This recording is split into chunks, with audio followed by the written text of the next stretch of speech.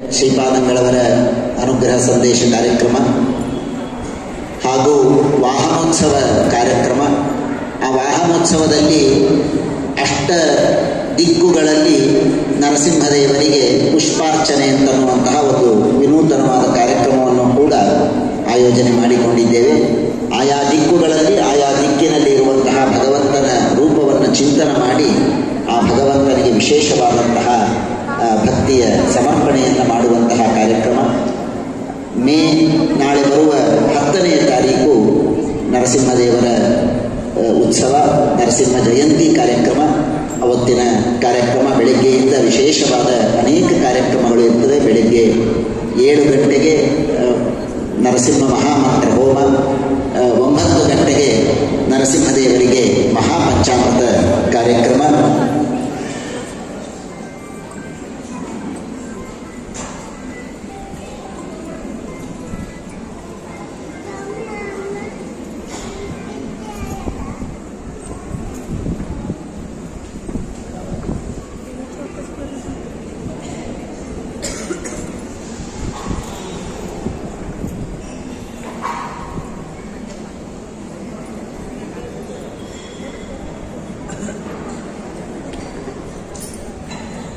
ಪ್ರತಿನಿತ್ಯ ಈ ಸಪ್ತರಾತ್ರೋತ್ಸವದ ಸಂದರ್ಭದಲ್ಲಿ ಅನೇಕ ಭಜನಾ ಮಂಡಳಿಗಳು ಬೆಳಿಗ್ಗೆ ಮತ್ತು ಮಧ್ಯಾಹ್ನ ಬಂದು ಇಲ್ಲಿ ವಿಶೇಷವಾಗಿ ನರಸಿಂಹದೇವರ ಸೇವೆಯನ್ನು ಮಾಡ್ತಾ ಇದ್ದಾರೆ ತಮ್ಮ ಭಜನೆಯ ಮೂಲಕ.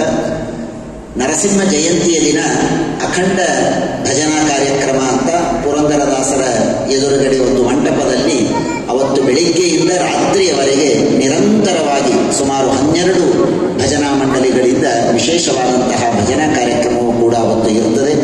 ಸಾಯಂಕಾಲ ಅವತ್ತು ಮಹಾರಥೋತ್ಸವ ಕಾರ್ಯಕ್ರಮ, ತೀರ್ಥಪ್ರಸಾದ ಹಾಗೂ ಸಾಯಂಕಾಲ ಸಾಮೂಹಿಕವಾಗಿ ನರಸಿಂಹ ಸುಳಾದಿ ಪಾರಾಯಣ, ನರಸಿಂಹದೇವರ ಪ್ರಾದುರ್ಭಾವ ಹಾಗೂ ತೊಟ್ಟಿಲು ಪೂಜೆ ಮೊದಲಾದ ಎಲ್ಲ ಕಾರ್ಯಕ್ರಮಗಳು ಇರುತ್ತದೆ. ಅವಶ್ಯವಾಗಿ ತಾವೆಲ್ಲರೂ ಆ ಕಾರ್ಯಕ್ರಮದಲ್ಲಿ ಭಾಗವಹಿಸಬೇಕು ಅಂತ ತಮ್ಮನ್ನು ಹೃತ್ಪೂರ್ವಕವಾಗಿ ಸ್ವಾಗತಿಸ್ತಾ ಇದ್ದೇನೆ.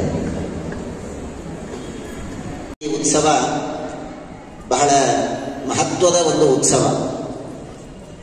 ನೀವು ಕೇಳಬಹುದು, ಏನಾದರೂ ಒಂದು ವಿಶೇಷ ಯೋಗ ಇದೆಯಾ ಅಂತ.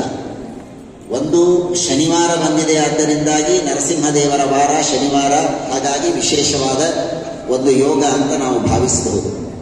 ಅದರ ಜೊತೆಗೆ ಮತ್ತೊಂದು ಯೋಗ ಅಂದರೆ ಅದು ಒಂದರ್ಥದಲ್ಲಿ ನರಸಿಂಹದೇವರ ಉಪಾಸನೆಯನ್ನು ನಾವೆಲ್ಲರೂ ವಿಶೇಷವಾಗಿ ಮಾಡಬೇಕಾದಂತಹ ಸಂದರ್ಭ ಇವತ್ತು ದೇಶದಲ್ಲಿ ಬಂದಿದೆ. ಶತ್ರು ಪರಿಹಾರಕನಾದಂತಹ ನರಸಿಂಹದೇವರ ವಿಶೇಷವಾದಂತಹ ಆಶೀರ್ವಾದ ನಮಗೆ, ನಮ್ಮ ದೇಶಕ್ಕೆ, ನಮ್ಮ ಸೈನಿಕರಿಗೆ ಬೇಕಾಗಿದೆ. ಹಾಗಾಗಿ ಈ ಬಾರಿಯ ನರಸಿಂಹ ಜಯಂತಿ ಉತ್ಸವ ಪ್ರತಿ ಬಾರಿಯೂ ನಾವು ನಮ್ಮ ಉತ್ಸವವನ್ನು ಮಾಡಬೇಕಾದರೆ ನಮ್ಮ ಪಾರಾಯಣವೋ, ನಮ್ಮ ಜಪವೋ, ನಮ್ಮ ಪ್ರದಕ್ಷಿಣೆಯೋ, ನಾವು ಪಂಚಾಮೃತದ ಸೇವೆಯನ್ನು ಮಾಡಿಸಬೇಕಾದರೋ, ಕ್ಷೀರಾಭಿಷೇಕದ ಸೇವೆಯನ್ನು ಮಾಡಿಸಬೇಕಾದರೋ ನಮ್ಮ ಹೆಸರು, ರಾಶಿ, ನಕ್ಷತ್ರ, ಗೋತ್ರಗಳನ್ನು ಕೊಟ್ಟು ಮಾಡಿಸ್ತೇವೆ. ಮಾಡಿಸಿ ತಪ್ಪಿಲ್ಲ. ಆದರೆ ಈ ಬಾರಿ ತಾವೆಲ್ಲರೂ ಸೇವೆಯನ್ನು ಮಾಡಿಸಬೇಕಾದರೆ ನಿಮ್ಮ ಹೆಸರು, ರಾಶಿ, ನಕ್ಷತ್ರ, ಗೋತ್ರಗಳನ್ನು ಕೊಡುವುದರ ಜೊತೆಗೆ ಭಾರತೀಯ ಸೇನೆ ಅಂತ ಅದರಲ್ಲಿ ಒಂದು ಬರಿಸಿ, ನಮ್ಮ ಭಾರತದ ಸೈನಿಕರಾಗಿ ಅವರ ಒಂದು ಮನೋಧೈರ್ಯಕ್ಕಾಗಿ ಅವರು ಸಮರ್ಥರಾಗಿದ್ದಾರೆ ಅಂತನ್ನುವ ಭರವಸೆ ನಮಗಿದೆ. ಆದರೆ ಇಲ್ಲಿ ಕುಳಿತು ನಾವೇನು ಮಾಡಬೇಕಾಗಿದೆ? ನಾವೇನು ಬಾರ್ಡರಿಗೆ ಹೋಗಿ ಯುದ್ಧ ಮಾಡಬೇಕಾಗಿಲ್ಲ, ಮಾಡಲು ಶಕ್ತಿಯೂ ಇಲ್ಲ.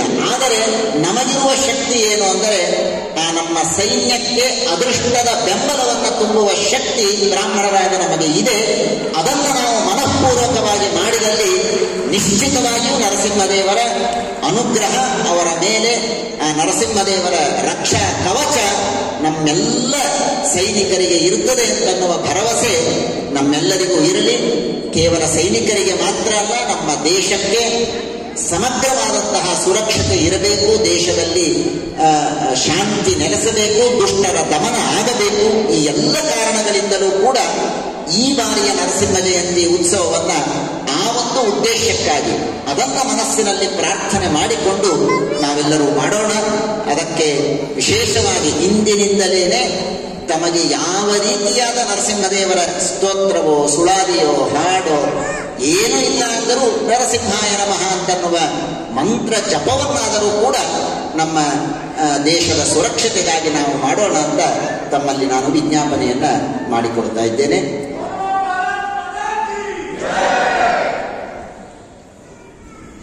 ಶ್ರೀಪಾದಂಗಳವರು ಕೇವಲ 5 ನಿಮಿಷಗಳಲ್ಲಿ ಇಲ್ಲಿ ಆಸೀನರಾಗಲಿದ್ದಾರೆ.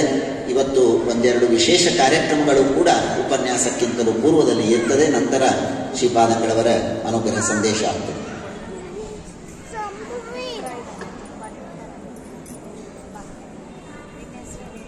ಸರ್ವಮೂಲ ಭಾಗವತ ಗ್ರಂಥದ ಪಾರಾಯಣವನ್ನ ಮಾಡಿ ಜೇನುತುಪ್ಪದ ಅಭಿಮಂತ್ರಣವನ್ನು ಕೂಡ ಪ್ರತಿನಿತ್ಯ ಮಾಡ್ತಾ ಇದ್ದಾರೆ. ಕೊನೆಯ ದಿನ ಆ ಅಭಿಮಂತ್ರಿತವಾದ ಜೇನಿನಿಂದ ಅಭಿಷೇಕ ನರಸಿಂಹದೇವರಿಗೆ ಆಗತ್ತೆ. ಅದು ಒಂದು ವಿಶೇಷವಾದಂತಹ ಕಾರ್ಯಕ್ರಮ ಇಲ್ಲಿ ವಿದ್ವಾಂಸರಿಂದ ನಡೀತಾ ಇದೆ ಅನ್ನುವುದನ್ನು ತಮಗೆ ಸೂಚಿಸ್ತಾ ಇದ್ದೇನೆ.